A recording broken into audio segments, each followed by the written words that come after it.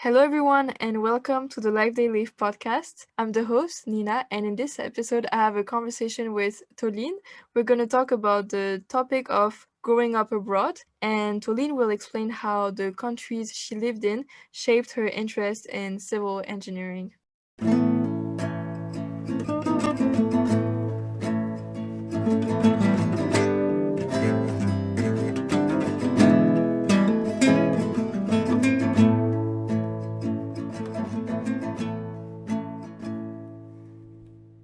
Hello, Toleen. Hello. How are you doing? I'm good. How are you? I'm good, thank you. I'm very happy to be doing this episode with you because we're going to talk about a topic that we're both interested in, that we both experienced. So I will just do this little clarification before we continue because I don't think I really explained it in detail in other episodes. But I am French, but I left France when I was 8 years old. And I lived in Mexico, the US, Germany, and now the Netherlands. So I grew up most of my life abroad, and Tulin also experienced what it's like to move abroad and to move from one country to the other. So this will be the main topic of today's episode. And yeah, it's going to be a nice conversation. Tolin, do you want to say quickly how we know each other? Because I always start the episode by explaining how I know the guest.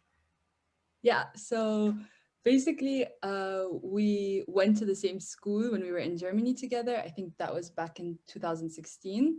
So we met each other during school. We both went to the same school, and then I think we started talking, and that's how I first met you.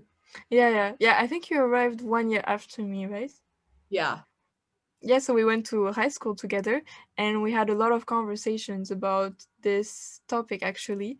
So it's nice that today we're doing a podcast, an episode about it. Tulin, do you just want to introduce yourself quickly before we dive in the episode?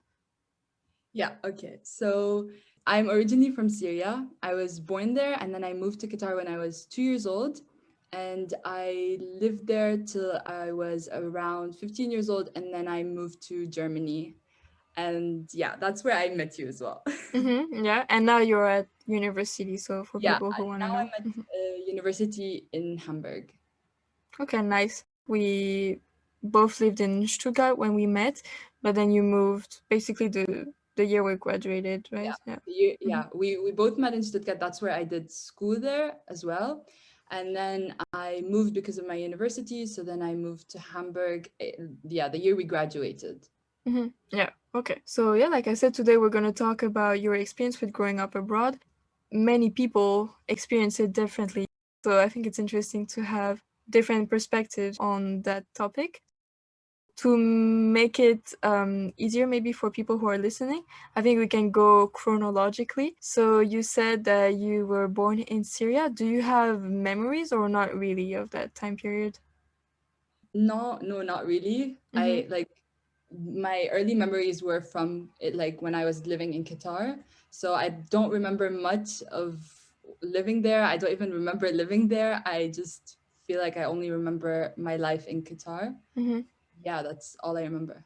Okay, so would you say then that your home is Qatar? I know that this is a very tricky question because myself, when people ask me where are you from, what's your home, I'm like, okay, I don't know. But at least before you moved to Germany, Qatar, did you see it as your home or is it a bit more complicated than that? Yeah, I remember having those conversations with you because Mm-hmm. it's very, very hard because you're born somewhere, you're raised somewhere else. So it's very hard to like distinguish a place. Like you might be born somewhere, but you don't consider that place as your home. And for me, I always found Qatar as like the place I grew up and I was raised in. So I was like kind of I referred to that place as home for like that's literally what I remember. Everything I remember and my previous memories were from Qatar, and that to me it was considered home. Yeah. Mm-hmm. Okay. So before we talk more about the concept of home, could you tell us maybe what your earliest memories were in Qatar and also what type of life you had there? So for example, in what school did you go? So I'm asking a lot of questions right now, so maybe we can go step by step.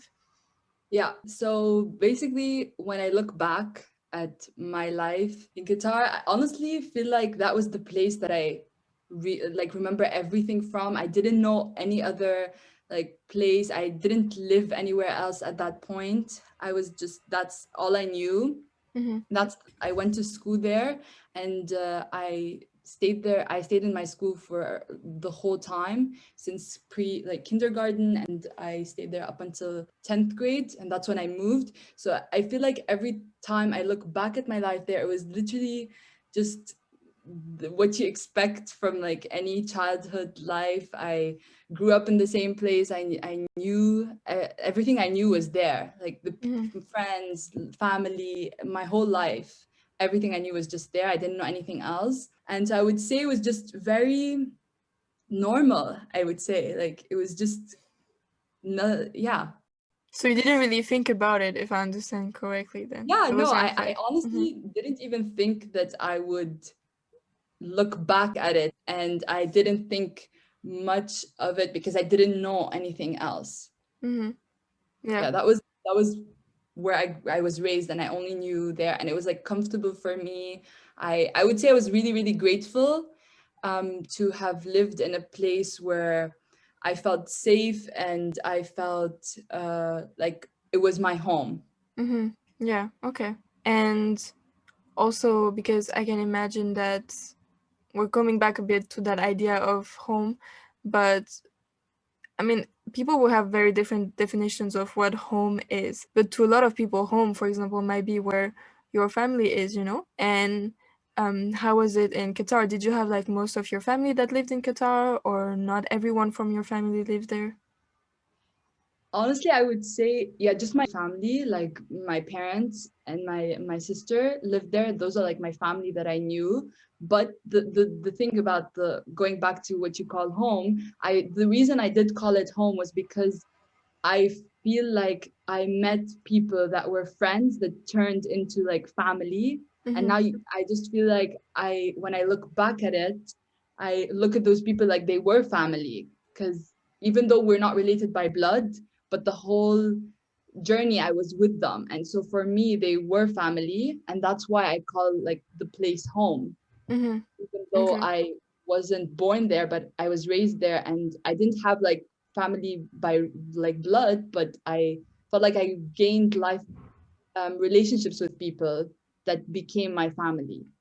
Okay. But you didn't have that sensation that you were missing a part of your family. I don't know if that's the way to say it. Like, was there family members that you knew that you had met that you couldn't see because you were living far from them, for example?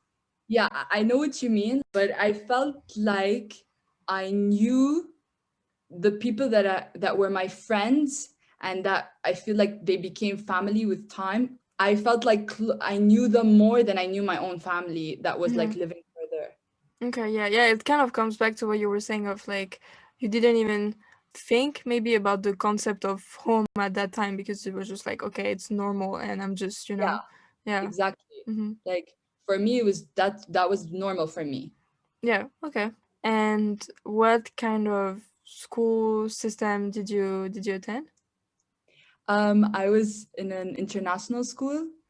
Basically, I lived in Qatar, but I went to like an all international school.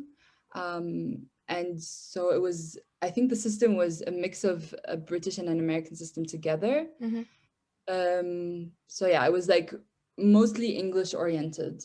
Okay. But so for people that might wonder, what is then your mother tongue? My mother tongue is Arabic, Mm-hmm. but because I went to an international school the whole entire time I was in Qatar, I would consider English to be like at the top, or like I can speak it better. I feel Okay. like I Mm-hmm. would be able to describe or my emotions and my feelings through English better than I would in Arabic. Okay. So I'm guessing then if I asked you the question, was it hard to go to school in English, you would say no, because it's again what you were used to since you were in Exactly. Yeah. kindergarten. I was used to it. And even though Arabic was my mother tongue and I would speak it at home, because my school studies and my subjects were in English, I would feel like I knew the terminologies to describe myself in better than in Arabic. Mm, yeah, okay. But when you were like a toddler, it wasn't complicated to have those two languages at the same time, if that makes I sense. Yeah, I know what you mean, because when you're trying to balance both languages out, it is hard. I feel like for the longest time English was dominating more than Arabic. I don't think I spoke Arabic much except at home. That's all I Okay. remember from the time there. Like I didn't really speak it unless I was at home. Okay, so it's nice that we talked about your life in Qatar because it's where you spent most of your life and it's where you considered home, from what you said. But at some point, you moved to Germany. Could you tell us how you felt when your parents told you that you were moving to Germany? Because I know me, when my parents told me I was moving to Mexico, I did not react well. So it's interesting to see maybe how you reacted. Yeah. Honestly, when I left Qatar that summer, I had no idea that I was not going back. Oh, really? You didn't know? Yeah, I had no idea. I Mm-hmm. left thinking I was going on a family vacation, and I never I never went back. So it was even more shocking because in my mind it was just a normal trip. Mm-hmm. And I thought it was 7 days, and then I was going back, and then I was starting school and just continuing my life from there, like I always thought it would, because that's how it went for every year. Every year I'd go on vacation in summer, and then I'd go back. And Mm-hmm. so I never thought, I'd never crossed my mind that this was the family vacation that I was actually not going back to my normal life from. Mm-hmm. And so the first time I ever knew, it's I don't think I ever told this to anyone, but the first time I ever knew was it was, I think, the last day of staying there. My parents just were like, yeah, we're not going to go back, and we're just going to stay, and this is life right now. Mm-hmm. And so it was a shock because I was like, no. And also I would say, because it was a family vacation, in my mind I wasn't processing it because I thought it was just holiday, Mm-hmm. I was enjoying it because it was holiday. I didn't hit me reality until September came around, when schools started opening, and then I was like, yeah, I'm not going back. Yeah, so you didn't have time to prepare. Basically, it just kind No, I of came didn't. in front of you. Mm-hmm. Exactly. Like, I don't know if that you were prepared months for it before, or like your parents talked to you months before the move happened. But for me, I was already in the place before I knew I was moving. Oh wow, yeah. No, I've never had that happen to me, but I can imagine that it's hard also because then I guess you don't get to say goodbye to your friends and everyone in Qatar. Mm-hmm. It was like shock, because I don't think I officially said, like, I don't think I officially had that opportunity to be like, I'm moving. Mm-hmm. Yeah. Okay. And do you want to tell us just quickly why you moved to Germany? Well, it was mostly like, so many aspects of it played into role. Part of it was my dad's job. Mm-hmm. Yeah. Okay. How we were able to go was also like my dad processing the papers and all of these things out. Okay. And so you're told that you're gonna move in Germany during the summer. School starts in September. What happens during that time between like you being told you were staying there and school starting?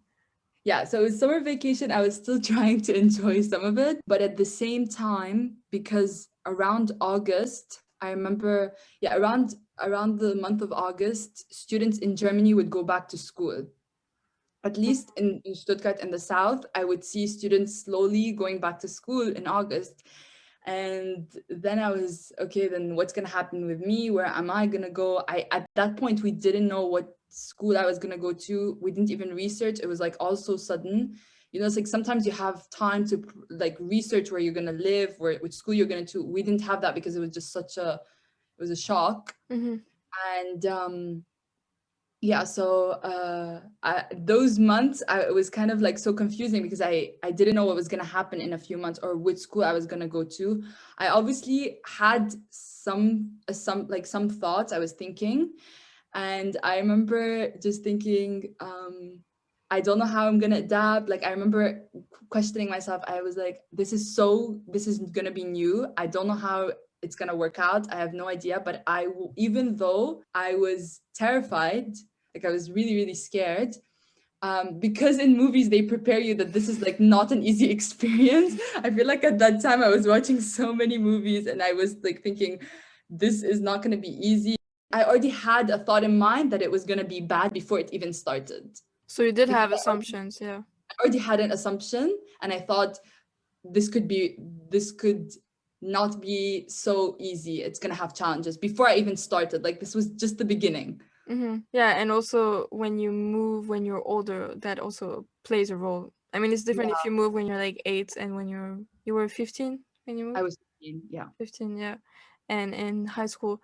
But at least the change that you didn't have to adapt to too much. Okay, that was a weird sentence, but it's the educational system because we went to an international school. So that was similar, right, to the school you were in Qatar.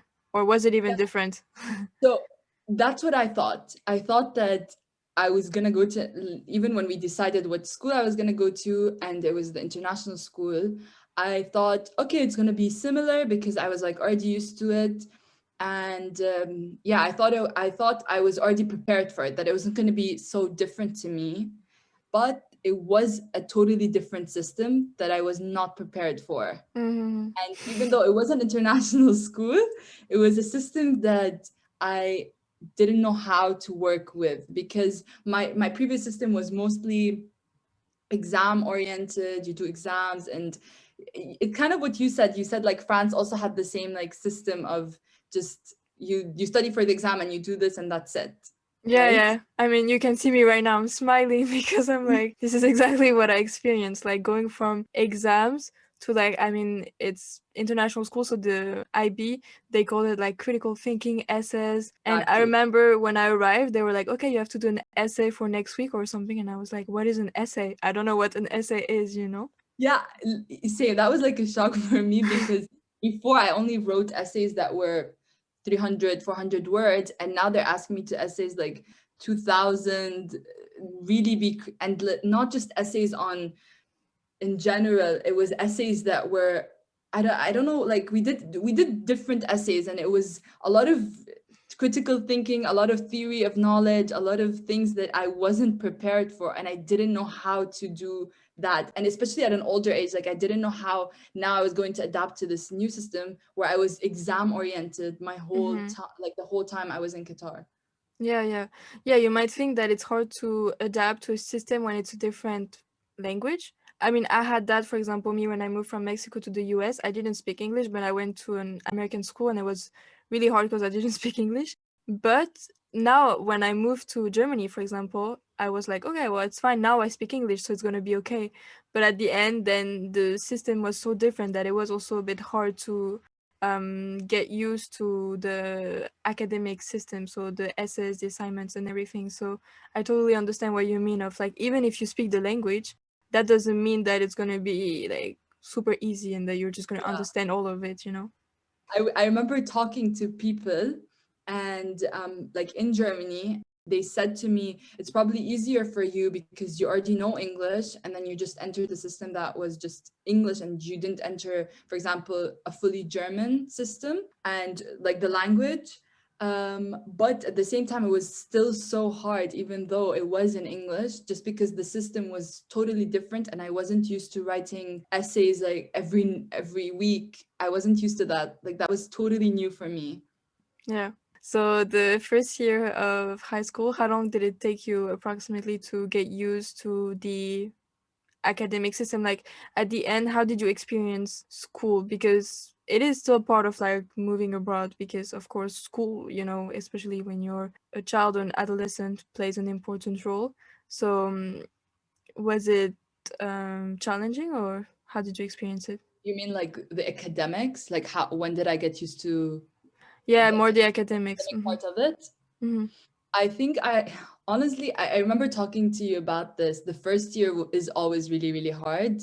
And it was very, very challenging. I don't think I really got used to it until I reached 12th grade. Mm-hmm. That was really when I kind of got the hang of how things would go. Just because I also spent that summer holiday between 11th and 12th grade studying a lot of it.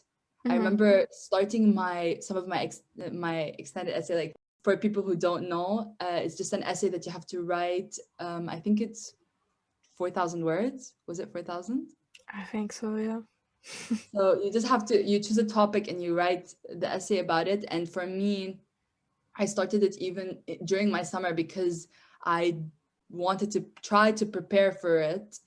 I wanted to use the summer as an opportunity to prepare for those things that I had no idea about. So I feel like that's where, coming into 12th grade, I felt a bit more prepared for the academic because I also spent my summer trying to prepare for it.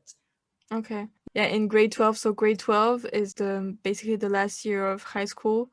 We had a lot of work. Basically, I remember having assignments every week and then also applying for universities. And yeah, there's a lot of project. I mean, the goal of this episode is not to explain how like the IB works and all the projects that you have to do. But yeah, to summarize it, there was a lot of work to do in a year basically.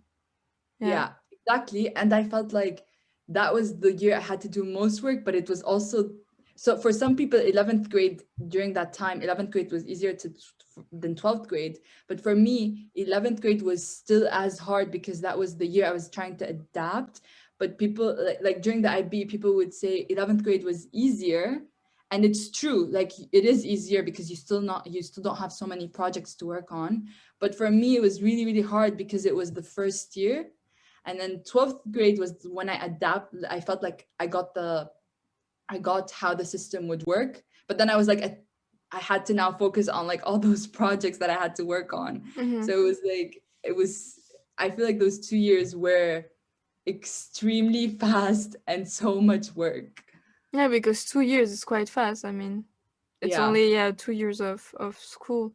Um, and apart from school, so now if we talk about Germany, how was it to move from Qatar to Germany? Because I've never been to Qatar, but I can imagine that the culture is quite different, and yeah, I mean the environment is different. So how was it for you? Yeah, true. Everything, when I moved to Germany, I knew that it was going to be a very, very different culturally mindset, just how things work was Mm-hmm. going to be different. And that was where kind of, um, I was kind of worried just because of that. And that was before I picked a school. That was before I really went to school. That was like the assumption at that time that I knew it was going to be difficult. And that was where I was worried because it was different culture, different mindsets. And when you move, you want to try to find an easy way to adapt to the whole process. And I didn't know how I was going to do that. Was I going to be able to find people? Was I going to be able to find the place where I feel like I'm accepted? And I felt like the only way I was going to be able to adapt to be in a place where I feel I'm accepted for like, just in general. Because it was kind of like culturally, it was a culture shock. Everything's different, it's just totally different. And it's different when you come on vacation because you're just here for a bit of time and then you go back, especially with the language. Like I wasn't able to speak the local language. So when you're on vacation, it's just, okay, now temporarily you're just enjoying time. But then in the long run, you really have to try to find ways to go about those challenges. Yeah, yeah, like it can be little things, just going to the supermarket and always being like, oh, actually, I don't speak German, for example, and then Exactly. it kind of reminds you that you're like foreigner. So for you, the main challenge then was to adapt basically but would you say to Germany, like the German culture, or just like adapt in general? General. Like I General, felt like okay. wherever I moved, like whatever country, whether it was Europe or like America or wherever, it was just in general going to be hard because it was just different cultures. Mm-hmm. Yeah, yeah. Yeah. And so that was your kind of assumption when you arrived, and how did it actually go then in real life? Like any other situation or any decision, you know that there's going to be challenges and you know that there are going to be opportunities. And the first challenge was, as we said, I didn't know how I was going to find a place where I could fit in and find like friends and just, like it's all part of the like trying to adapt process. Mm-hmm. And so that was my assumption. And then when I went in, I was everyone's experience is different, and as we said, like everyone has different ways of like how things go when they move. Some people is good, some people isn't like so easy. But for me, I was like grateful enough to have people who I met that knew the situation that I was in, and kind of just having like small talks, talking about like how different but similar we could be, how different our cultures could be. Like I remember talking to you, and it's so crazy just how similar, even like I never thought we would find similarities with Mm-hmm. culture, but we did, you know. And it's just it's crazy when you start having those talks with people, just how much your stories can be different but still be similar. Looking back at it, I feel like I was so fortunate enough to have those conversations with people. And then after having those conversations, my mindset kind of changed, because the first few months is really, really hard. You don't know what you want or like how things are going to go. But my mindset changed from it's okay that I'm different. I'm actually being embraced that I'm different here, because everyone's like so interested in like stories that I thought would be normal.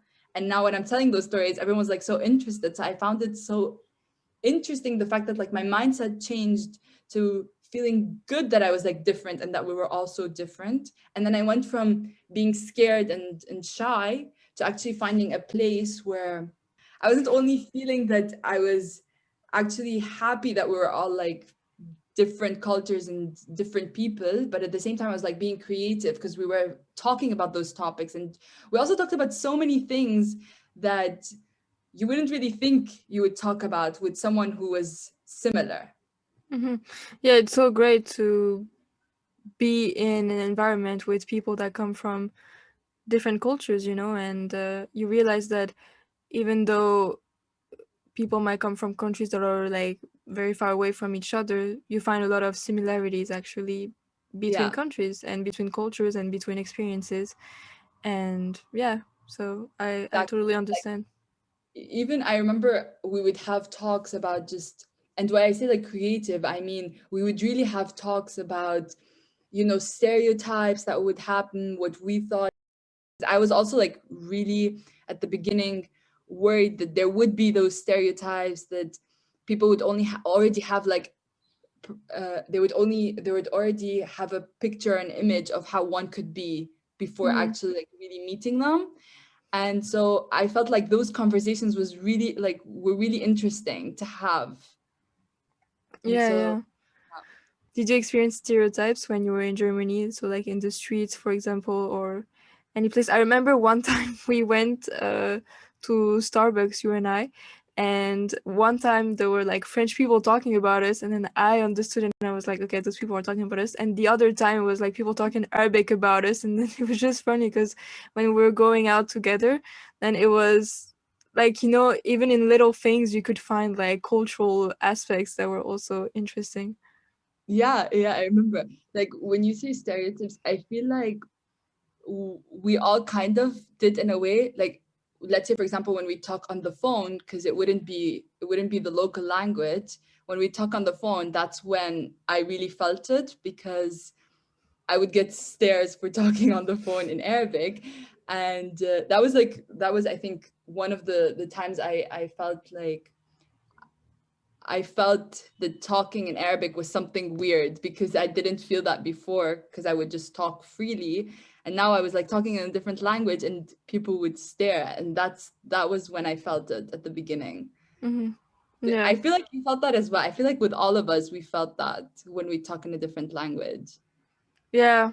Yeah, I guess you kind of feel like everyone is listening to you, you know, when you're like talking on the phone in another language and everyone is just silent, you know, next to you. Exactly. Yeah, yeah, yeah. That's where I've started feeling it. Just stares on me talking in Arabic when I never thought it was a problem before, or like Hmm. a weird thing before. Yeah. But then in the everyday life, you didn't have other experiences regarding I think or I didn't, mm-hmm. because I wasn't in an a German school. Mm-hmm. I think it Yeah. was here the fact that I was in an international school. for people it was different. For some people it was different because they directly go into, maybe at a young age, and they could directly go to the school, the local schools, like for example German schools. But I went to an international school the first 2 years, so I wasn't really in situations where I would feel that so much, because the only time I would was on the train, on like through transport and the groceries. That was the only time. Otherwise I was like speaking in English at school. So yeah, of course, when you're the only one who is international or like comes from another country, you do feel like maybe you have to, I don't know if it's like adapt more, but you feel the difference. Like I was explaining a little earlier, at some point in my life I was living in the United States, and I lived in Tennessee and Michigan. Michigan, I was in a French American school, but in Tennessee I was in a only like American school. Everything was in English, and I didn't speak English at the time. I was the only French person, so I really did feel a difference because, there was not a lot of internationals. Whereas going to an international school, there are a lot more people that are in the same situation, and are living the same thing as you are. It really is different. So school also plays a big part, I think. Yeah, yeah, that's so true, because I really did notice a difference with how my experience was to, in comparison to how my sister's experience was, because that was different. She was in an all German school, but I was in an international school. So it is really different, and school does really have an impact on how like your experience goes. Mm-hmm. So that's so true. Yeah, yeah. And I want to come back quickly to what you were saying earlier of, having some challenges when you move abroad. And I think, that's normal because it is a big change in your life. But you were also explaining how you can also find strengths in those challenges. So do you want to talk a little bit more about that and about how you, yeah, found strengths in your challenges, I guess? The language was one of the struggles that I had. And not only because of the difficulty level, but because I started noticing that I started losing confidence in myself. And that was very, very, I didn't expect, like, I knew that there were going to be difficulties, because when you start something, you knew that there were going to be difficulties. But with time, you know that it's going to be, you're going to improve, you're going to get better, and that it's all going to be worth it. After graduating from school, I started learning at a learning center. And there I had to go through a series of levels to be able to reach the level I needed to be able to continue my studies at the university. So once I was in the learning center, I was really seeing progress. I was really excited to be learning, and I really, really did feel like I was improving. When I was at the learning center, I really felt confident because I saw how much I was improving. But the minute I would I'd step out of the learning center, that's when I felt like I was so anxious to just even talk, or like even just as simple as doing paperwork or talking or saying, just doing anything. I was so anxious, and I didn't know why. And also what I noticed was the higher levels I went. So I started off at the beginning, and then when I went to B1 or B1.2, I started noticing that my confidence was decreasing instead of increasing.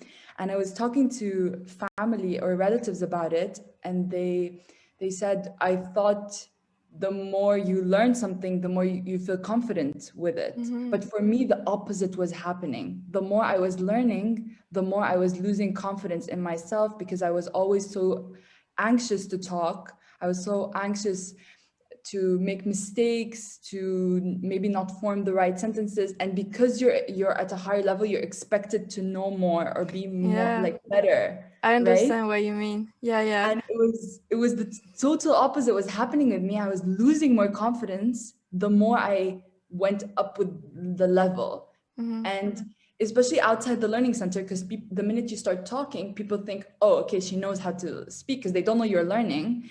And then you make a mistake or something, and then it feels so embarrassing just in the middle of the conversation. You notice you made a mistake, and then it really decreases your confidence.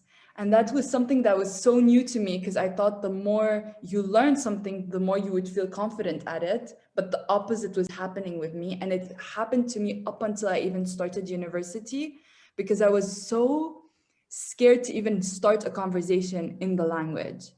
And Yeah.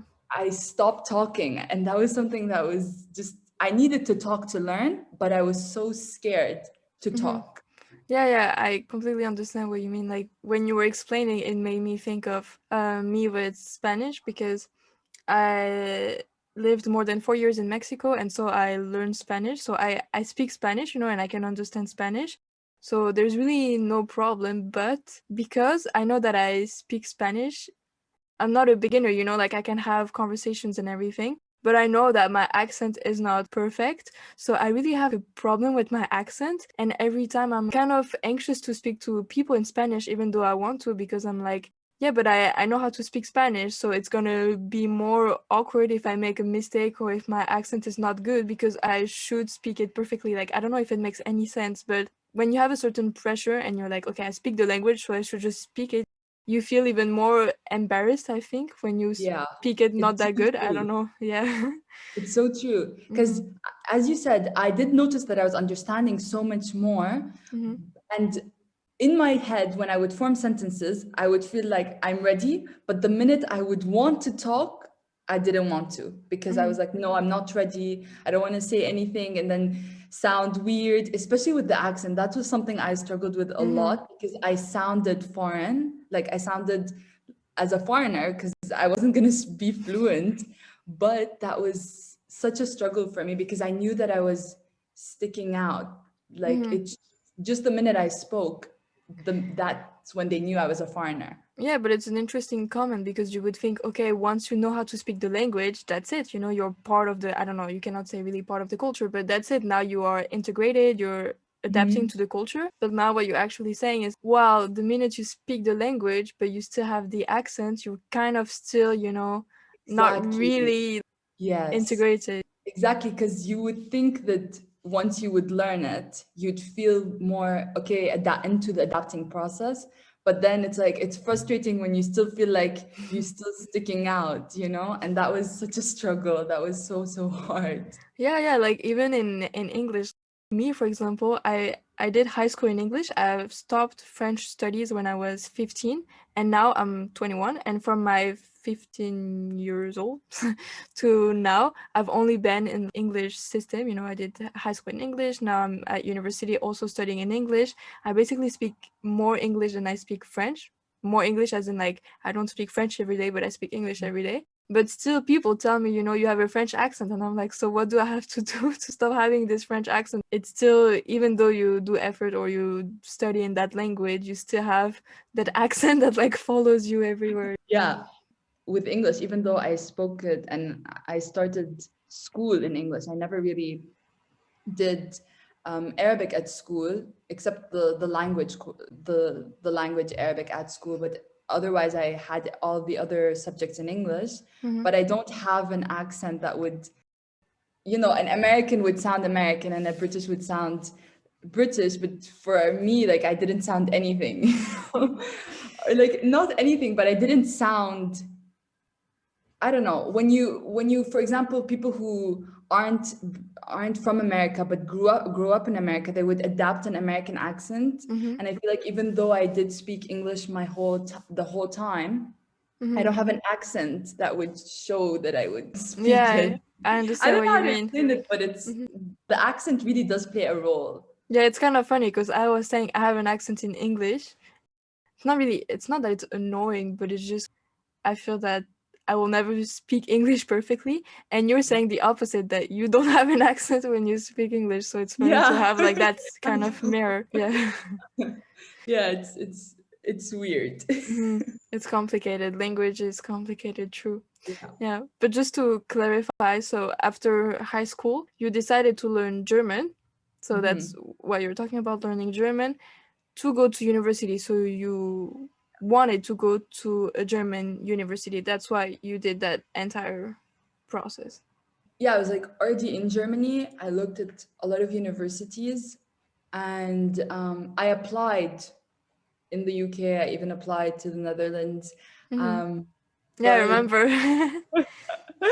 but I don't know why. I think just things, I guess things were meant to just continue in Germany. Mm-hmm. And so, yeah, so then I studied, well, I didn't completely, well, I don't know how to say this, but I knew I knew the field that I wanted to study in. And I knew that while searching and looking for universities to go to, the field that I was going to study in didn't have so many English oriented programs. Mm-hmm. And so when I was like coming across so many things, I came across the program that I'm in right now, and it's a program that does a bit of English and a bit of German. And yeah, so the first 3 semesters, you kind of have more English courses than German, and then starting from your third semester, you have mostly all German courses. But even that was the only thing that I found that had a bit of English in it. Everything else was fully German, and I didn't feel ready enough to directly start with everything in German because I didn't have the terminology. Uni terminology is so much different than when you're just learning Mm-hmm. day to or like day-to-day life.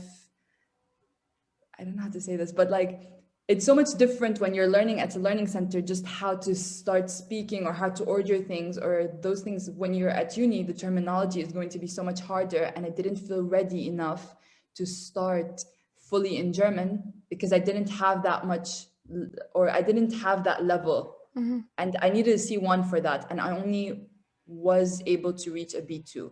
Okay.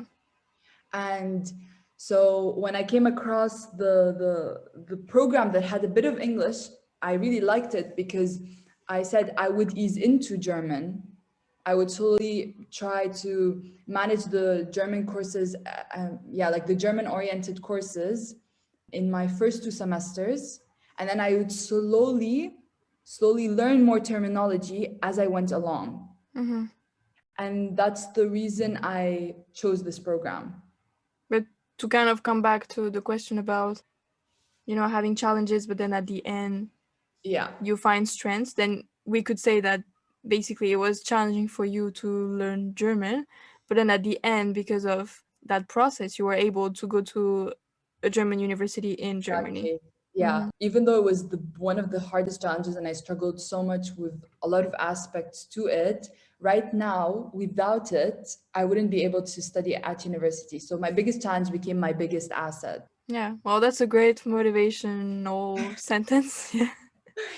To know that it's true, that I mean, like you said, now you're able to study in a German university and continue your studies. So you can be proud of yourself also, to Thank you. pursuing the the goal. Is that English, what I'm saying right now? Like the goal as in study wise, right? Yeah.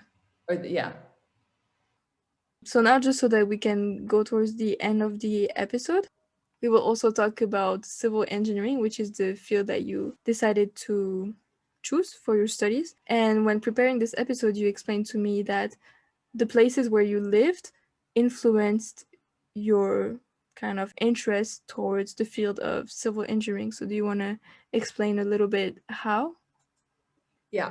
So first, right now I'm majoring in civil engineering, but Mm-hmm. when I started my university program, it was a general engineering because the program didn't have specific civil engineering. So I was like, okay, it's pretty much I have to do all the major courses from all different engineering the first 2 semesters. Mm-hmm. And I was like, even though in my mind I wanted civil engineering because of I was always really, really interested in it. Even when I was living in Qatar, I always saw it as something that I was so interested in. Also, Qatar really grew a lot over just the last decade. And while I was living there, I would just see how much just land would turn into like buildings and just the whole construction of them and all these things. And I really was so interested to learn how these things were done. Mm-hmm. So whenever I feel like the whole time I was there, while I was growing, the city was growing as well. There were so many like innovation and projects that were done. And that was like, I looked at those projects and I would look at the engineers working on that site, and I would say that's so something that I look forward to want to do in the future. Mm-hmm. And so every time I would look at it, I was like so inspired that I wanted to do that. When I later started my studies at the university, because I was doing so many other core majors, at least the first three semesters, I was studying not just civil engineering, but I was doing other Mm-hmm. um, so many other courses from different types of engineering, like a bit of Mm-hmm. mechanical and electrical engineering. And then I kind of kept an open mind that I might like something else. Okay. But at the end of the day, when I really came to choose my major, I really just leaned towards civil engineering the most. Yeah, I feel like, I don't know, but that's quite maybe not rare, but still maybe a bit rare to like have interest when you were like young. I don't know when you Mhm. first had the interest, if you were like a kid or a teenager, and to actually still want to do that when you're older. So at university, I know me, for example, what I'm doing right now, I didn't think I was gonna do that at all. So I think it's nice that you know that you were really interested in those studies for a long time. Yeah, Yeah. because even when I did come to study, I knew that that was something that I was interested to learn in. Mm-hmm. I didn't know how it was going to be when I really entered, because there was going to be a possibility where maybe something you thought you might like, you might not like at the end. Mm-hmm. So this is why when I entered the when I entered my program, I was keeping an open mind that I might lean towards something else, because maybe just what I expected was not something what I thought I would like, I wouldn't at Mm-hmm. the end. But Yeah. yeah, at the end I did choose to major in civil engineering. So Oh, that's nice. And I think most people have an idea of what engineering is, but civil engineering, could you tell us in a few words what it means?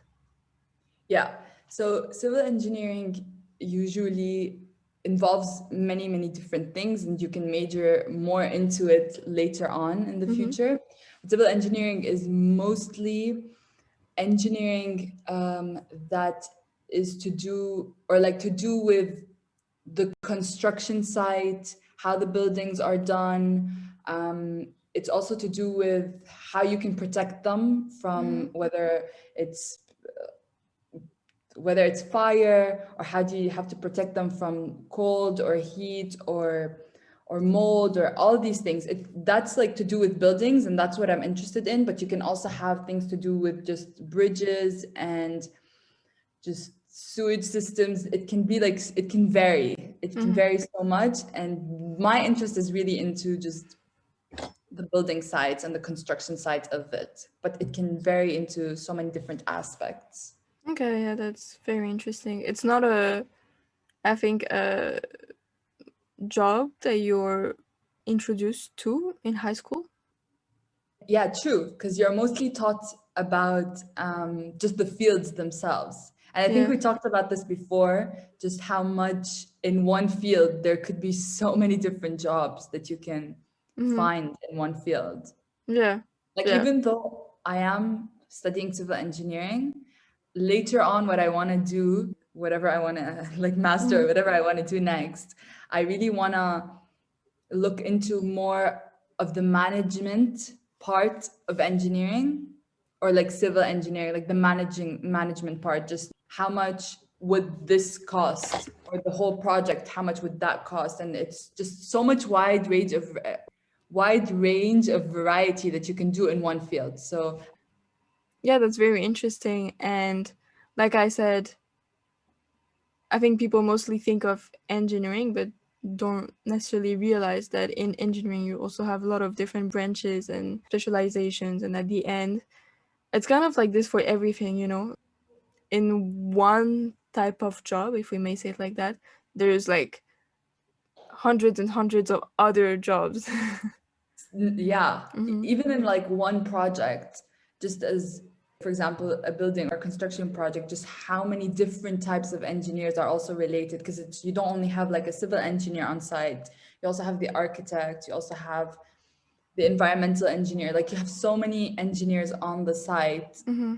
And so yeah, there's so much you can do in one field that you don't realize it until after you enter university, then you Yeah, really that's go the into problem. Like in it. high school, you don't really, I mean, I know I didn't realize it, so I think you only, I mean, I don't know if it's a problem, but in high school, I feel like you kind of think of 5 or 10 options, but you don't realize that there's like thousands and thousands of Exactly, yeah. choices. Because you're looking at the fields in general and you're not Mm-hmm. really looking into each field specifically. Yeah, I remember like in high school worrying because I didn't know whether that field that I was picking, I was gonna like it. But even if you didn't like something in your field, you can always switch around within Mm-hmm. the field you choose. So Yeah, yeah. it's really not a big problem. And I feel like in high school, you have to choose something and you think that's what you're gonna stick to the whole time, but it doesn't have to be the case. Yeah, yeah.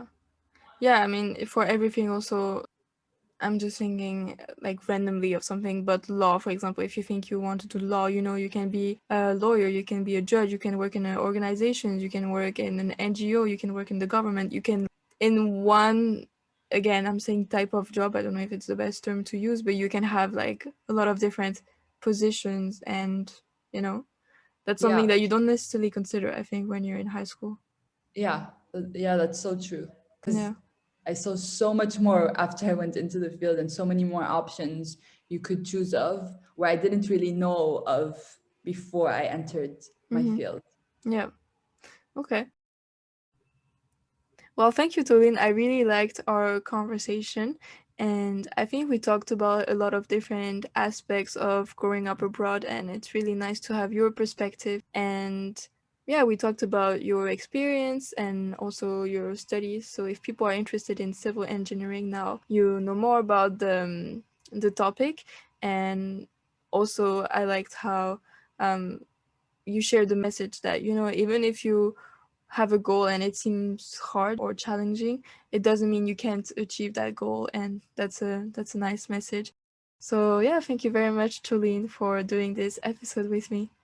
Thank you so much for having me. It was really, really fun. Thank Yeah, it you. was really nice. Yes. And thank you to everyone who was listening. Don't hesitate to send me any feedback on the Instagram account of the podcast, which is the life they live underscore podcast. And I'll see you next time on the new episode. Bye.